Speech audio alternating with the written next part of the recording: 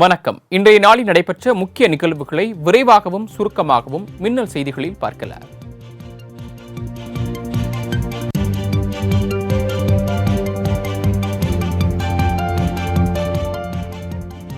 கிளாம்பாக்கம் பேருந்து நிலையத்தில் சொந்த ஊருக்கு செல்ல ஏதுவாக தமிழக அரசு சிறப்பான ஏற்பாடுகளை செய்திருப்பதாக பொதுமக்கள் மகிழ்ச்சி தெரிவித்துள்ளனர். பொங்கல் பண்டிகையை பொதுமக்கள் தங்களுடைய சொந்த ஊர்களுக்கு சென்று கொண்டாட ஏதுவாக அரசு இன்று முதல் சிறப்பு பேருந்துகளை இயக்கி வருகிறது. அதன்படி சென்னை மாதவரம், கோயம்பேடு, கிளாம்பாக்கத்திலிருந்து இன்று மட்டும் 3537 பேருந்துகள் இயக்கப்படுகிறது. கிளாம்பாக்கம் பேருந்து நிலையத்திலிருந்து தென் மாவட்டங்களுக்கு, குறிப்பாக கன்னியாகுமரி, மதுரை, சிவகங்கை, திருச்சி உள்ளிட்ட பல்வேறு மாவட்டங்களுக்கு சிறப்பு பேருந்துகள் இயக்கப்படுகின்றன.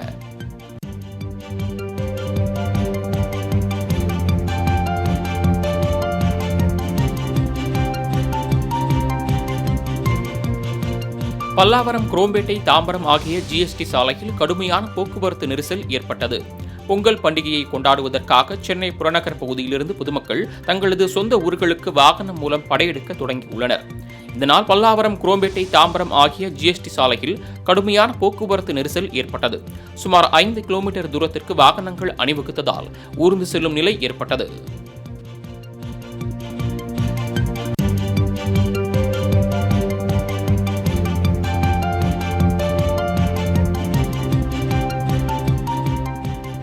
சட்டமன்றத்தில் பெண்களுக்கு எதிரான குற்றங்களுக்கு கடும் தண்டனை விதிக்கும் சட்ட திருத்த மசோதாவை முதலமைச்சர் மு.க.ஸ்டாலின் அறிமுகம் செய்தார். இந்த திருத்த மசோதாவில் பாலியல் வழக்குகளில் சிக்கினால் ஜாமீனில் வெளிவர முடியாத வகையில் சட்டங்களை கடுமையாக்கும் வகையில் திருத்தங்கள் மேற்கொள்ளப்பட்டுள்ளன. அதிகபட்சமாக ஆயுள் காலம் வரை கடுங்காவல் தண்டனை விதிக்கும் வகையில் மசோதா தாக்கல் செய்யப்பட்டுள்ளது. மீண்டும் மீண்டும் பாலியல் வன்கொடுமை வழக்கில் கைதானால் ஆயுள் தண்டனை அல்லது மரண தண்டனை விதிக்கப்படும் வகையில் மசோதா நிறைவேற்றப்பட்டுள்ளது.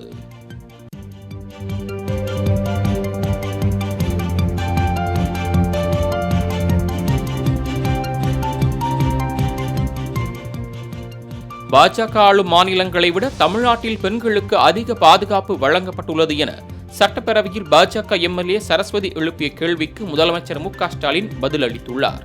சட்டப்பேரவையில் ஆளுநர் உரை மீதான விவாதத்தின் போது பேசிய பாஜக எம்எல்ஏ சரஸ்வதி, பெண்களுக்கு தமிழ்நாட்டில் பாதுகாப்பு இல்லை, வேலைவாய்ப்பு அதிகமாக வழங்க வேண்டும் என கூறினார். அதற்கு பதிலளித்த முதலமைச்சர், தமிழகத்தில் பெண்கள்தான் அதிக அளவில் வேலை செய்வதாகவும் பெண்கள் பாதுகாப்பை உறுதிப்படுத்தும் விதமாக ஒரு புதிய சட்டம் அறிமுகம் செய்யப்பட்டுள்ளதாகவும் விளக்கம் அளித்தார்.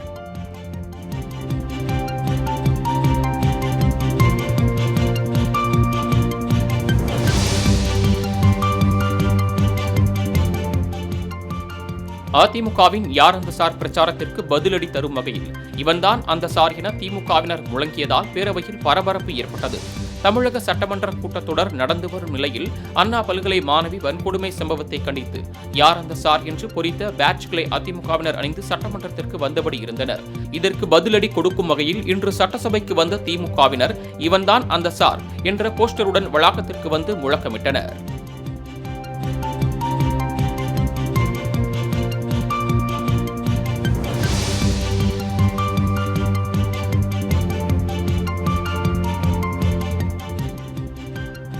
விளைநிலங்களை சேதப்படுத்தும் காட்டுப்பன்றிகளை சுட்டுக்கொள்ள வனத்துறைக்கு அனுமதி வழங்கப்படும் என சட்டப்பேரவையில் அமைச்சர் பொன்முடி தெரிவித்துள்ளார்.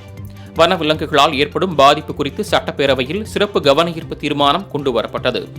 இதில் பேசிய அமைச்சர் பொன்முடி, காப்பு காடுகளில் இருந்து 1 முதல் 3 கிலோமீட்டர் தொலைவுக்கு அப்பால் காட்டுப்பன்றி வந்தால் வனத்துறையினர் துப்பாக்கியால் சுட அனுமதி வழங்கப்படும் என்று தெரிவித்தார்.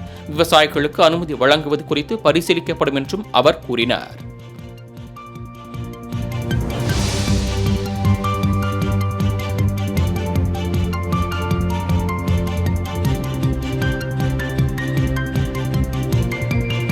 ஈரோடு கிழக்கு தொகுதி இடைத்தேர்தலுக்கான வேட்புமனு தாக்கல் தொடங்கி நடைபெற்று வருகிறது. ஈரோடு கிழக்கு காங்கிரஸ் எம்எல்ஏ EVKS இளங்கோவன் உயிரிழந்ததால் இந்த தொகுதிக்கு பிப்ரவரி 5ஆம் தேதி இடைத்தேர்தல் நடைபெற உள்ளது. இதற்கான வேட்புமனு தாக்கல் காலை 11 மணிக்கு தொடங்கியது. முதல் நாளான இன்று சுயேட்சைகள் சிலர் மட்டுமே வேட்புமனு தாக்கல் செய்துள்ளனர்.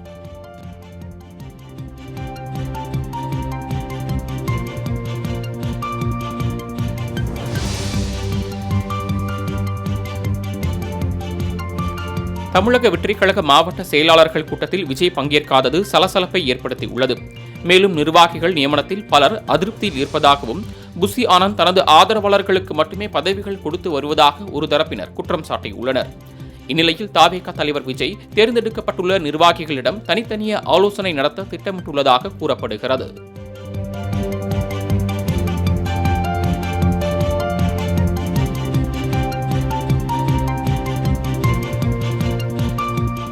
முகத்துவாரம் பகுதியில் கடல் அலையின் சீற்றம் காரணமாக மீனவர்கள் படகு கவிழ்ந்து விபத்துக்குள்ளானது.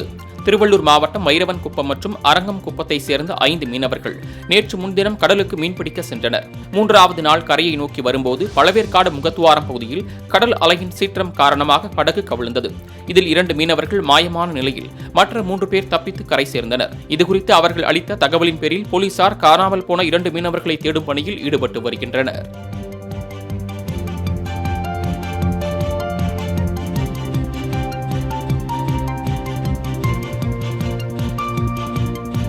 மதுரையில் எந்த காலத்திலும் டங்ஸ்டன் சுரங்கம் வராது என பாஜக மாநில தலைவர் அண்ணாமலை உறுதியளித்தார்.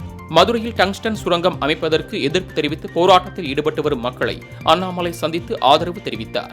அப்போது பேசிய அவர், மதுரையில் டங்ஸ்டன் சுரங்கம் வராது, ஆகவே கிராம மக்கள் தயவு செய்து போராட்டத்தை கைவிட்டு மகிழ்ச்சியாக பொங்கல் பண்டிகையை கொண்டாடுங்கள் என்று கேட்டுக்கொண்டார். மேலும் பொங்கல் பண்டிகைக்கு பிறகு சுரங்க ஏலம் ரத்து குறித்த அறிவிப்பு வெளியாகும் என்றும் உறுதியளித்தார்.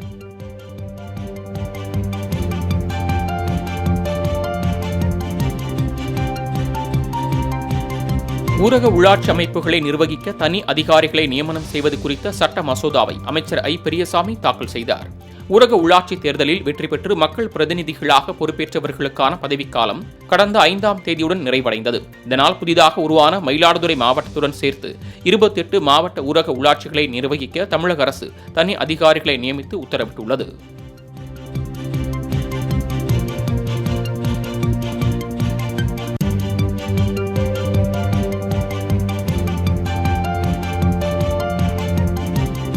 தந்தை பெரியாரை கொச்சப்படுத்தும் போக்கை சீமான் அறவே கைவிட வேண்டும் என திருமாவளவன் அறிவுறுத்தியுள்ளார். பல்வேறு நிகழ்ச்சிகளில் கலந்து கொள்வதற்காக விசிக தலைவர் தொல் திருமாவளவன் சென்னையிலிருந்து இண்டிகோ விமானம் மூலம் மதுரை விமான நிலையம் சென்றடைந்தார். அப்போது செய்தியாளர்களை சந்தித்த அவர், டங்ஸ்டன் சுரங்கத்தை மத்திய அரசு முழுமையாக கைவிட வலியுறுத்தி இன்று விசிக சார்பில் மாபெரும் கண்டன ஆர்ப்பாட்டம் நடக்க இருப்பதாக தெரிவித்தார். மேலும் பெரியார் குறித்த சீமானின் பேச்சுக்கு திருமாவளவன் கண்டனம் விடுத்தார்.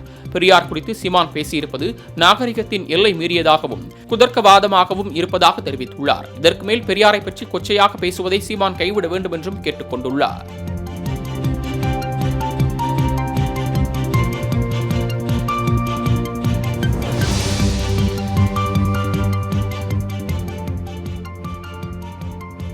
பெண்கள் பாதுகாப்பை உறுதி செய்யும் வகையில் முதலமைச்சர் கொண்டு வந்த சட்ட மசோதாவை வரவேற்பதாக காங்கிரஸ் மாநில தலைவர் செல்வ பெருந்தகை தெரிவித்துள்ளார்.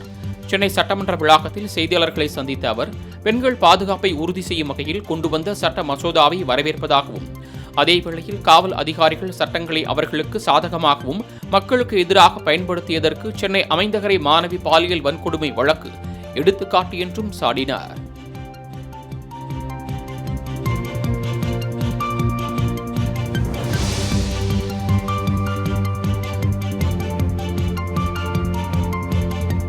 யுஜிசி விவகாரத்தில் மத்திய அரசுக்கு எதிராக சென்னை நுங்கம்பாக்கத்தில் உள்ள சாஸ்திரி பவன் அலுவலகத்தை மே 17 இயக்கத்தினர் முற்றுகையிட்டு போராட்டம் நடத்தினர். அப்போது செய்தியாளர்களை சந்தித்த திருமுருகன் காந்தி, யுஜிசி பிரச்சனையை திசை திருப்பவே பெரியார் குறித்து சீமான் பேசுகிறார் என்றும், பல்கலைக்கழக துணைவேந்தர் நியமனத்தில் மாநில அரசின் உரிமையை பிரதமர் மோடி பறித்துள்ளதாகவும் குற்றம் சாட்டினார்.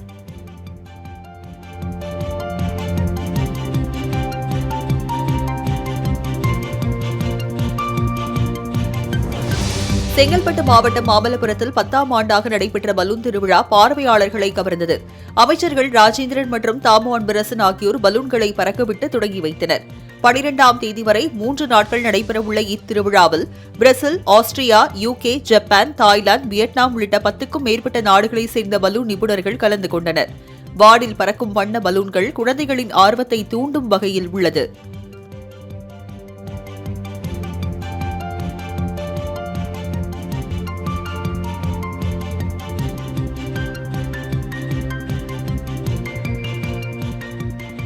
திருச்சியில் கல்லணை சாலையில் உள்ள ஜாஸ்கான் என்ற அரசு ஒப்பந்ததாரர் நிறுவனத்தில் வருமான வரித்துறையினர் தற்போது சோதனையில் ஈடுபட்டு வருகின்றனர். இந்த சோதனையில் 4 வருமான வரித்துறை அதிகாரிகள் ஈடுபட்டு வரும் நிலையில் பண பரிவர்த்தனை தொடர்பாக முக்கிய ஆவணங்கள் கைப்பற்றப்பட்டுள்ளதாக கூறப்படுகிறது.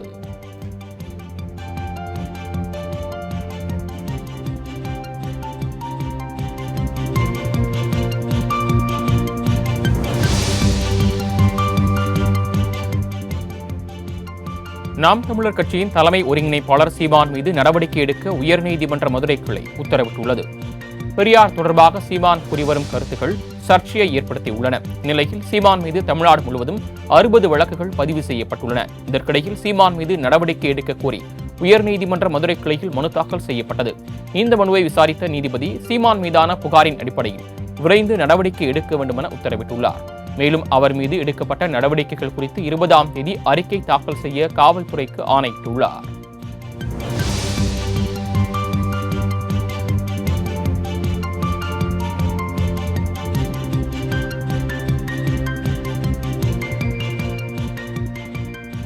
அதிமுக கவுன்சிலர்களை தாக்கி கொலை மிரட்டல் விடுத்ததாக தொடரப்பட்ட வழக்கில் அமைச்சர் மா சுப்பிரமணியன் உட்பட 7 பேர் விடுதலை செய்யப்பட்டனர்.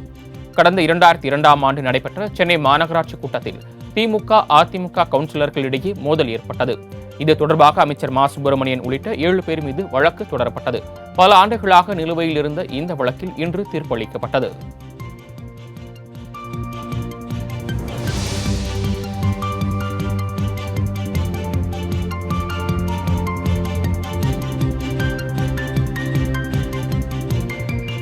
ஆளுங்கட்சி எதிர்க்கட்சி என்று பாகுபாடு காட்டக்கூடாது என காவல்துறைக்கு சென்னை உயர்நீதிமன்றம் அறிவுறுத்தியுள்ளது. அண்ணா பல்கலைக்கழக மாணவி பாலியல் வன்கொடுமை சம்பவத்தை கண்டித்து போராட்டம் நடத்த அனுமதி கோரிய போது 5 நாட்களுக்கு முன் விண்ணப்பிக்க வேண்டும் என காவல்துறை கூறியுள்ளது. ஆனால் ஆளுநருக்கு எதிராக ஆளுங்கட்சியினர் போராட்டம் நடத்த காவல்துறை உடனே அனுமதித்ததாக சென்னை உயர்நீதிமன்றத்தில் பாமக சார்பில் மனு தாக்கல் செய்தது. இதனை விசாரித்த நீதிபதி வேல்முருகன் அனைத்து தரப்பினரையும் காவல்துறையினர் சமமாக பாவிக்க வேண்டும் என்றார்.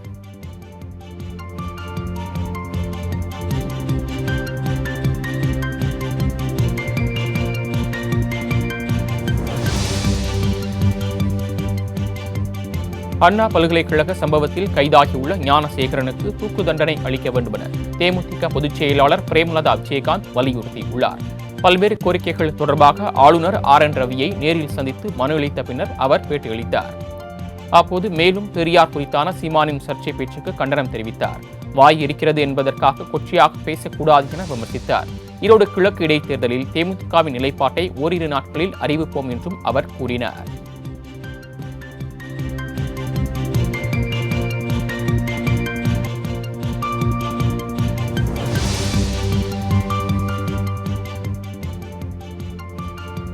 வைகுண்ட ஏகாதசியை முன்னிட்டு தமிழகத்தில் உள்ள பல்வேறு பெருமாள் கோயில்களில் சொர்க்கவாசல் திறப்பு நடைபெற்றது. காஞ்சிபுரம் அஷ்டபுஜ பெருமாள் கோயில், திருச்சி ஸ்ரீரங்கம் ரங்கநாதர் கோயில், விழுப்புரம் மாவட்டம் செஞ்சி சிங்கவரம் ரங்கநாதர் கோயில் மற்றும் திண்டுக்கல் மாவட்டம் பழனி லக்குமி நாராயணன் பெருமாள் கோயில்களில் அதிகாலையிலேயே சொர்க்கவாசல் திறப்பு நடைபெற்றது. இதேபோல திருப்பூர் மாவட்டம் உடுமலை திருப்பதி வெங்கடேச பெருமாள் கோயில், கோவை மாவட்டம் மேட்டுப்பாளையம் தென் திருப்பதி சிறுவாரி கோயில்களிலும் நடைபெற்ற சொர்க்கவாசல் திறப்பு நிகழ்ச்சியில் பல்லாயிரக்கணக்கான பக்தர்கள் பங்கேற்று கோவிந்தா கோவிந்தா முழக்கத்துடன் பெருமாளை சேவித்தனர்.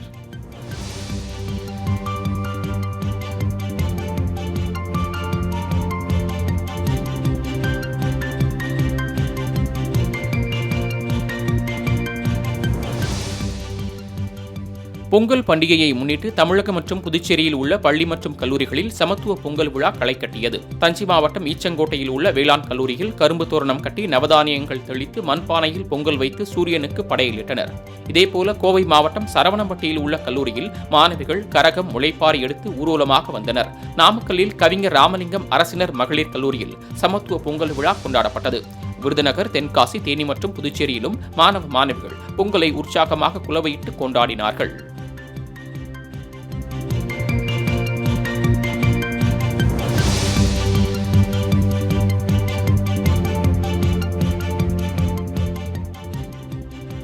பொங்கல் பண்டிகையை முன்னிட்டு வார சந்தைகளில் ஆடுகள் விற்பனை களை கட்டியது.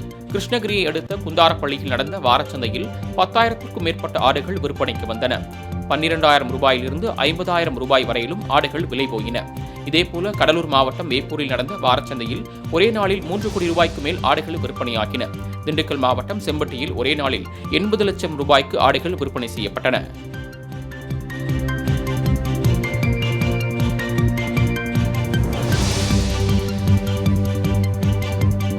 ஏழை பாளைகளுக்கு கொஞ்சம் பார்த்து வரி போடுங்கள் என நடிகர் வடிவேலு கேட்டுக் கொண்டார். மதுரையில் வருமான வரித்துறை அலுவலகத்தில் நடைபெற்ற பொங்கல் விழாவில் பங்கேற்ற பின்னர் செய்தியாளர்களை சந்தித்த அவர், ஜல்லிக்கட்டு போட்டிகளை பார்க்க மட்டுமே செல்வேன் என்றும் காளைகளை கண்டால் ஓடி விடுவேன் என்றும் நகைச்சுவையாக கூறினார். தொடர்ந்து பேசிய அவர், கேங்கர் சுந்தர் சி படத்திலும் ஃபகத் ஃபாசிலோடு சேர்ந்து மாரிசன் படம் என 2 படங்களும் ரெடியாக உள்ளதாக தெரிவித்தார்.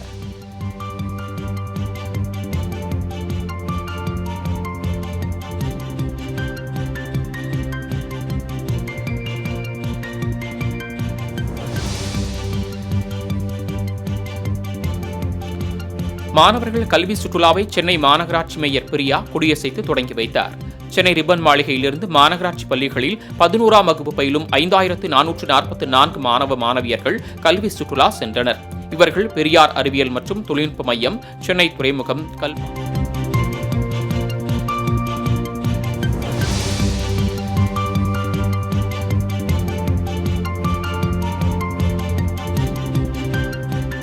திருப்பதி கோயிலில் விஐபிக்களுக்கு முக்கியத்துவம் கொடுப்பதை கைவிட வேண்டும் என்று ஆந்திர துணை முதலமைச்சர் பவன் கல்யாண் தெரிவித்துள்ளார். பிட்டாபுரத்தில் நிகழ்ச்சி ஒன்றில் பேசிய அவர், கூட்ட நெரிசலால் பாதிக்கப்பட்ட பக்தர்களிடம் தேவஸ்தான நிர்வாக அதிகாரி உள்ளிட்டோர் மன்னிப்பு கேட்க வேண்டும் என அறிவுறுத்தினார். மேலும் தேவஸ்தான நிர்வாகத்தை பக்தர்கள் குறை சொல்லவில்லை என்றும் நடந்த சம்பவத்திற்காக தான் மன்னிப்பு கேட்டுக் கொண்டதாகவும் அவர் அப்போது கூறினார்.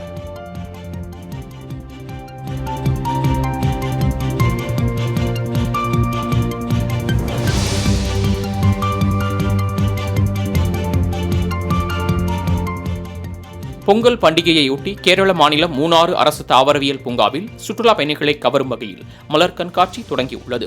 பல்வேறு வண்ணங்களில் பூத்து குலுங்கும் மலர்கள், 100க்கும் மேற்பட்ட தாவரங்கள் மற்றும் சிறுவர்களை கவரும் வகையில் விலங்குகளின் சிற்பங்கள் இங்கு தத்துருவமாய் அமைக்கப்பட்டுள்ளது. மேலும் மெல்லிய இசையுடன் சுற்றுலா பயணிகளை கவரும் வகையில் பூங்கா முழுவதும் வண்ண விளக்குகளால் அலங்கரிக்கப்பட்டுள்ளது.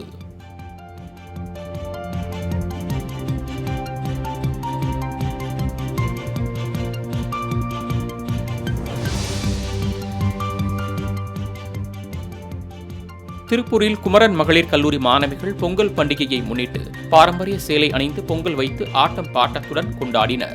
தமிழகம் முழுவதும் பொங்கல் திருநாள் 15ஆம் தேதி கொண்டாடப்பட உள்ள நிலையில் அனைத்து பள்ளி கல்லூரிகளிலும் நாளை முதல் 9 நாட்கள் விடுமுறை அறிவிக்கப்பட்டுள்ளது. இந்நிலையில் இன்று தமிழக அரசின் கூட்டுறவுத்துறையால் நடத்தப்படும் சமத்துவ பொங்கல் விழா திருப்பூர் குமரன் மகளிர் கலை அறிவியல் கல்லூரியில் நடத்தப்பட்டது. இதில் 2000க்கும் மேற்பட்ட மாணவிகள் சேலை அணிந்து பாரம்பரிய விளையாட்டுகளான உரியடித்தல், கயிறு இழுத்தல் போன்றவற்றில் பங்கேற்று பொங்கல் வைத்து கொண்டாடினர்.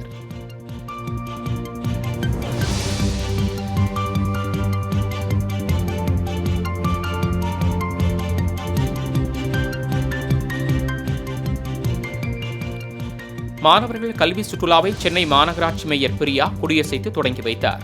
சென்னை ரிப்பன் மாளிகையிலிருந்து மாநகராட்சி பள்ளிகளில் 11ஆம் வகுப்பு பயிலும் 5444 மாணவ மாணவியர்கள் கல்வி சுற்றுலா சென்றனர். இவர்கள் பெரியார் அறிவியல் மற்றும் தொழில்நுட்ப மையம், சென்னை துறைமுகம், கல்பாக்கம், அணுமின் நிலையம், ஆவின்பால் தயாரிக்கும் தொழிற்சாலை உள்ளிட்டவற்றை பார்வையிடுகின்றனர். கடல் நீரிலிருந்து குடிநீராக மாற்றும் தொழிற்சாலைக்கும் அவர்கள் அழைத்துச் செல்லப்படுகிறார்கள்.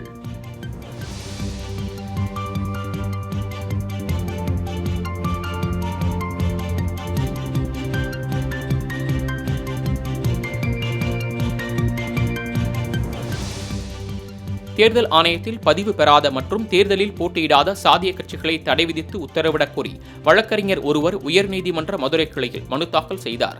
இந்த வழக்கை விசாரித்த நீதிபதிகள் MS ரமேஷ், மரியா கிளாட் அமர்வு இது தொடர்பாக தமிழக ஆதி திராவிட நலத்துறையின் செயலர், தமிழக காவல்துறை தலைவர், தமிழ்நாடு பதிவுத்துறை தலைவர் ஆகியோர் பதிலளிக்க வேண்டும் என உத்தரவிட்டு வழக்கு விசாரணையை ஒத்திவைத்தனர்.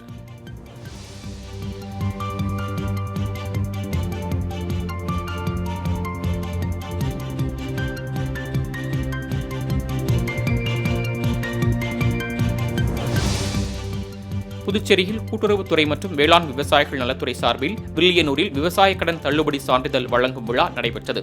இதில் துணைநிலை ஆளுநர் கைலாஷ்நாதன், முதலமைச்சர் ரங்கசாமி ஆகியோர் கலந்து கொண்டு விவசாய கடன் தள்ளுபடிக்கான சான்றிதழ்களை விவசாயிகளுக்கு வழங்கினர்.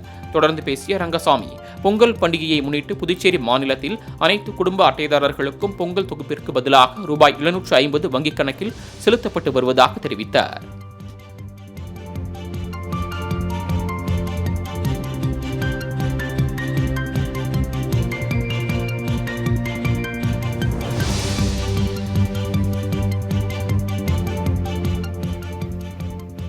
சிரிக்க வைக்கும் பணத்தை சிரமப்படுபவர்களுக்கு கொடுக்க வேண்டும் என்று நகைச்சுவை நடிகர் மதுரை முத்து தெரிவித்துள்ளார்.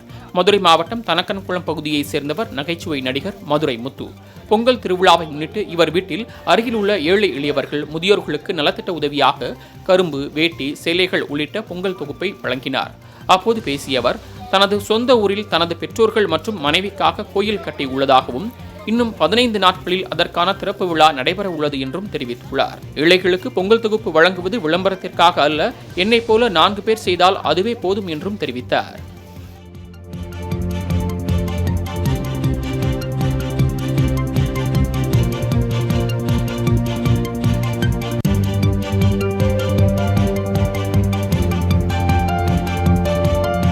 கும்மிடிப்பூண்டியில் அடுத்த ஆண்டு மார்ச் மாதம் ரயில் சக்கரம் பயன்பாட்டுக்கு வரும் என அமைச்சர் அஸ்வினி வைஷ்ணவ் தெரிவித்தார். திருவள்ளூர் மாவட்டம் கும்மிடிப்பூண்டி அருகே 700 கோடி ரூபாய் மதிப்பீட்டில் நடைபெற்று வரும் ரயில் சக்கரம் தயாரிக்கும் பணிகளுக்கான கட்டுமான பணிகளை அமைச்சர் அஸ்வினி வைஷ்ணவ் ஆய்வு மேற்கொண்டார். அப்போது செய்தியாளர்களை சந்தித்து பேசிய அவர், அடுத்த ஆண்டு மார்ச் மாதம் ரயில் சக்கரம் பயன்பாட்டிற்கு வரும் எனவும் இதில் தயாரிக்கப்படும் 80,000 சக்கரங்கள் இந்திய ரயில்வேயில் பயன்படுத்தப்பட்டு மீதமுள்ள சக்கரங்கள் உலக நாடுகளுக்கு ஏற்றுமதி செய்யப்படும் எனவும் தெரிவித்தார்.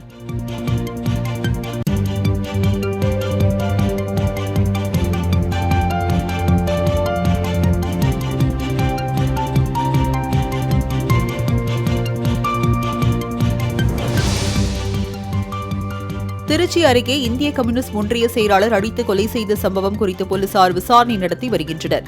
திருச்சி மாவட்டம் பூக்கொல்லை பகுதியைச் சேர்ந்தவர் இந்திய கம்யூனிஸ்ட் ஒன்றிய செயலாளர் முத்துகிருஷ்ணன்.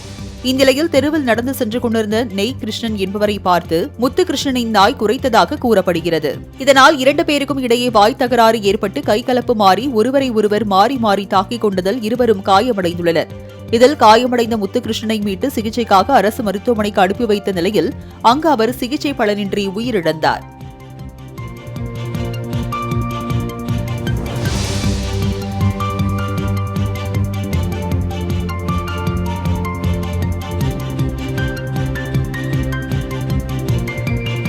உலக புகழ்பெற்ற அலங்காநல்லூர் பாலமேடு ஜல்லிக்கட்டு போட்டியின் முன்னேற்பாடு பணிகளை அமைச்சர் மூர்த்தி நேரில் ஆய்வு மேற்கொண்டார்.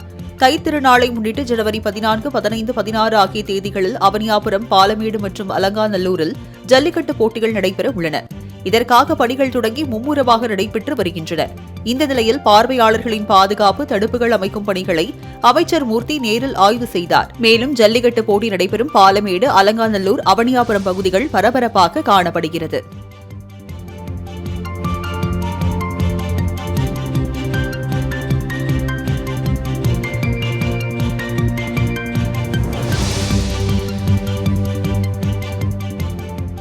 நூறு நாள் வேலை திட்டத்தில் ஊழல் நடைபெறுவதாக திருத்தணியில் விவசாயிகள் குற்றம் சாட்டியுள்ளனர். வேளாண் துறை சார்பில் திருவள்ளூர் மாவட்டம் திருத்தணி, பள்ளிப்பட்டு, ஆர்கேபேட்டை தாலுகாக்களுக்கு உட்பட்ட விவசாயிகள் நலம் காக்கும் கூட்டம் கோட்டாட்சியர் தீபா தலைமையில் நடைபெற்றது. அப்போது அதிகாரிகள் தங்கள் பணியை செய்வதே இல்லை என்றும் பல நாள் அலைய வைப்பதாகவும் கோட்டாட்சியரிடம் மனு அளித்த விவசாயிகள் தலையில் அடித்துக் கொண்டதால் பரபரப்பு ஏற்பட்டது. 100 நாள் வேலை திட்டத்தில் நடைபெறும் ஊழலை தடுத்து நிறுத்த வேண்டும் என்றும் விவசாயிகள் கேட்டுக் கொண்டனர்.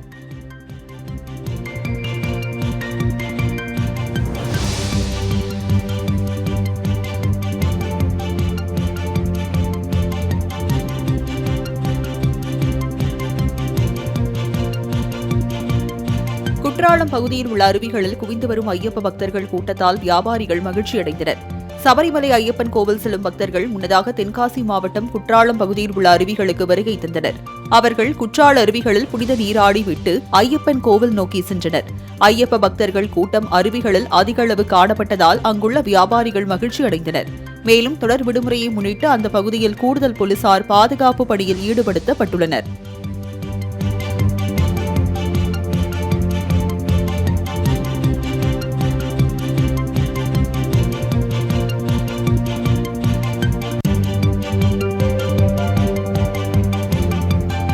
புதுச்சேரி மதுபான கடையில் ஏற்பட்ட தகராறில் இளைஞர் கொலை செய்யப்பட்ட சம்பவத்தை கண்டித்து அவரது உறவினர்கள் மதுபான கடை வாசலில் சாலையில் அமர்ந்து தர்ணா போராட்டத்தில் ஈடுபட்டனர்.